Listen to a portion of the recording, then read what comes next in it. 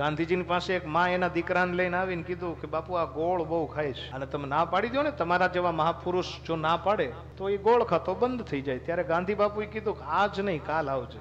વળી બિચારી માં દીકરાને લઈને ઘરે ગઈ. બીજા દિવસનો સમય થયો, સંધ્યાનો સમય થયો. વળી પાછી દીકરાની માં એમાંના દીકરાને લઈને આવી, લાઈનમાં ઊભી રહી. ગાંધી બાપુ સાથે મુલાકાત થઈ. પૂછું શા માટે આવ્યા? ત્યારે કીધું કે બાપુ કાલ આવ્યા હતા ને કાલ તમે કીધું હતું કે પછી આવજો, કાલે આવજો. શા માટે આવ્યા? ત્યારે ગાંધી બાપુએ કીધું કે આ ઓલી બેની જે બેન છે એને કીધું કે આ ગોળ બહુ ખાય છે આ છોકરો, અને તમે ના પાડી દો તો એ કદાચ ગોળ બંધ કરી દે. ગાંધી બાપુએ ખાલી એટલું જ કીધું કે બેટા ગોળ ન ખવાય, અને છોકરો માની ગયો કે હા બાપુ હવેથી હું ગોળ નહીં ખાઉં. પેલી એની માને વિચાર આવ્યો, ગાંધી બાપુને વાત કરી કે બાપુ આટલું જ કેવું તો પછી ગઈકાલે કહી દેવું હતું, તમારે આટલા જ શબ્દો બોલવાના હતા, ગોળ ન ખવાય, તો તમારે ગઈકાલે તમે કહી દીધું હોત તો આવડો મોટો ધક્કો ન થાત. ત્યારે ગાંધી બાપુએ બહુ સુંદર મજાનો જવાબ આપ્યો કે હે માં સાંભળ, તે જ્યારે મને કીધું ને ત્યારે મારી થાળીની અંદર ગોળ આવતો હતો અને હું ખાતો હતો.